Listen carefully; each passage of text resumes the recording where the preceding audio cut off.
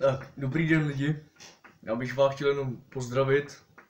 A je to tady téma takový, že jsem tady dostával komentáře, že my huliči jsme prostě smažky. Měli byste si kurva probrat rozdíl mezi smažkou, mezi vyjebanou smažkou a vyjebaným huličem, jo. Vyjebaná smažka, prostě to je chodící zombie, to musíte poznat, i kdybyste byli tyhle na 3 oči slepí, jo, když máte jenom 2. Ale prostě hulič, tyhle, to je prostě pohodový týpek, stylář, chill, všechno klídek. Takže neházejte kurva nás huliče do smažek. Měli byste si to rozebrat, jo, ty protiklady, to jsou 2 velký protikladly, to je jako sever a jih.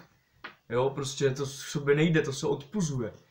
Tak jako jsem zvědavý na ty vaše komentáře ohledně tohodle, protože nemůžete srovnávat smažku s huličem a huliče se smažkou, jo.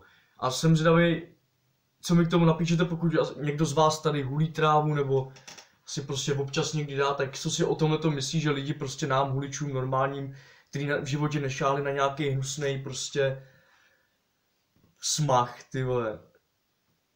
Nám říkají, že jsme smažky, když vlastně hulení je léčivý, že jo? Tak proč se z toho dělají kurva ty vyjebaný masti? Dělají se z toho protože to je bylina, je léčivá, je zdravá. Tak asi to je tak všechno, co vám chci říct. Jsem zvědavý na komenty, rád odpovím na každou otázku, kterou mi tam dáte.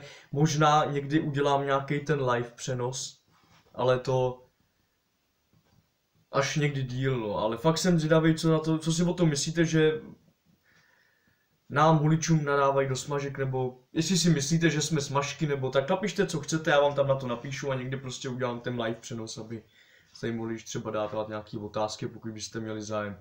A vy si to srovnejte v té hlavě, jo, otočte si tu hlavu,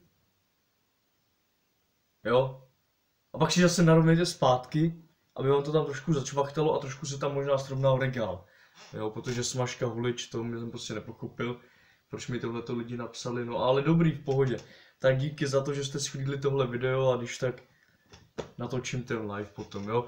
Smažka, huliči, neexistuje. Huliči, jo, smažky, pryč. Dobrý, hele, díky moc a